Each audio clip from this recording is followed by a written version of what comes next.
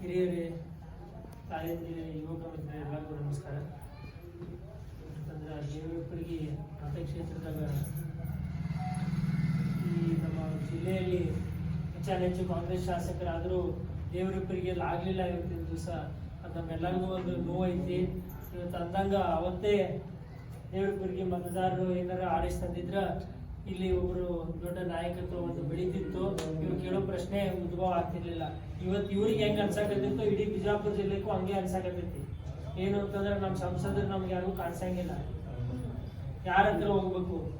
ಇವತ್ತು ಹುಬ್ಳಿ, ಬೆಳಗಾವ್ ಎಲ್ಲ smart city ಅಂತ ಅದು ಅಂದ್ರೆ ಒಂದು ದೊಡ್ಡ ನಗರಿಯಾಗಿ ಅವ್ರಿಗೆಲ್ಲ ಸ್ಪೆಷಲ್ ಗ್ರಾಂಟ್ ಬಂತು. ನಮ್ಮ ಬಿಜಾಪುರಕ್ಕೆ 15 ವರ್ಷ ಆದ್ರೂ special grant Bijapur smart city ಆಗ್ಲಿಲ್ಲ.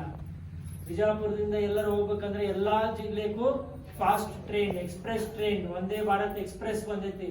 ನಮ್ 15 ವರ್ಷ ಆದ್ರೂ ನಮ್ ಬಿಜಾಪುರಕ್ಕೆ ಎಕ್ಸ್ಪ್ರೆಸ್ ಟ್ರೈನ್ ಬರ್ಲಿಲ್ಲ.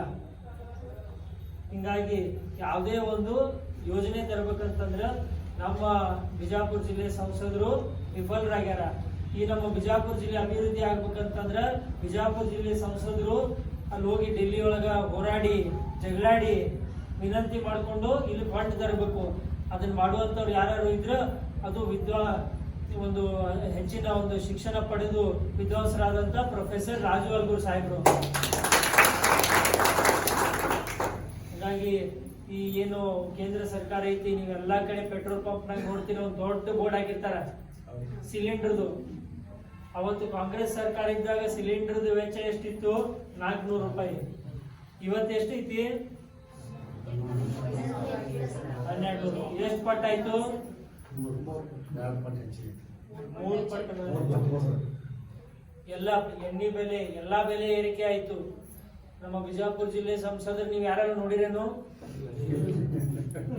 ನೋಡಿದವ್ರು ಓಟ್ ಹಾಕ್ಬೇಕು, ನೋಡ್ಲಾರ್ದವ್ರು ಓಟ್ ಹಾಕ್ಬೇಕು. ನಮ್ಮೆಲ್ಲರಿಗೂ ಏನು ವಿನಂತಿ ಅಂತಂದ್ರೆ ನಮ್ಮ ಬಿಜಾಪುರ ಜಿಲ್ಲೆ ಅಭಿವೃದ್ಧಿ ಆಗ್ಬೇಕು, ಆಮೇಲೆ ದೇವರಪ್ಪರಿಗೆ ಅಭಿವೃದ್ಧಿ ಆಗ್ಬೇಕು. ಪ್ರತಿಯೊಂದು ಈ ಜಿಲ್ಲೆಗೆ ಹೆಚ್ಚಿನ ಕೊಡುಗೆ ಬರ್ಬೇಕಂತಂದ್ರ ಏನೈತಿ ಕಾಂಗ್ರೆಸ್ ಅಭ್ಯರ್ಥಿ ಪ್ರೊಫೆಸರ್ ರಾಜು ಅಲ್ಗೂರ್ ಅವ್ರು ತಾವೆಲ್ಲರೂ ಓಟ್ ಹಾಕ್ಬೇಕಂತ ವಿನಂತಿ ಮಾಡಿ. ಯಾಕಂದ್ರೆ ಹೆಣ್ಮಕ್ಳಿಗೆಲ್ಲ ಗ್ಯಾರಂಟಿ ಸಿಗಾಕತೈತಿ. ತಮ್ಮೆಲ್ಲ 2000 ರೂಪಾಯಿ ಸಿಗಾಕತೈತಿ.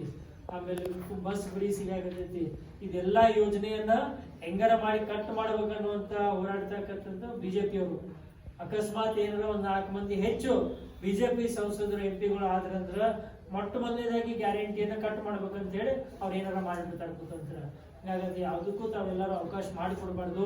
ತಾವೆಲ್ಲರೂ ಏನೈತಿ ಮನಿಗೆ ಇನ್ ಭಾಳ ದಿವಸ ಉಳಿದಿಲ್ಲ, ಮನಿಗೆ ಪ್ರತಿಯೊಬ್ಬರು ಹೋಗಿ ಹೇಳಿದ್ರೆ ಏನೈತಿ ನಮ್ಮ ಹೆಚ್ಚಿನ ಗ್ಯಾರಂಟಿ, ನಮ್ಮ ಸಿದ್ದರಾಮಯ್ಯ ಸರ್ಕಾರ ಹೆಚ್ಚು ಸುಭದ್ರವಾಗಿರ್ತದ, ಮತ್ತೆ ಈ ಗ್ಯಾರಂಟಿಗಳು ಪೂರ್ಣ ಪ್ರಮಾಣ ಇರ್ತಾವ ಅಂತ ಹೇಳಿ ಮಾತನ್ನು ಹೇಳಿ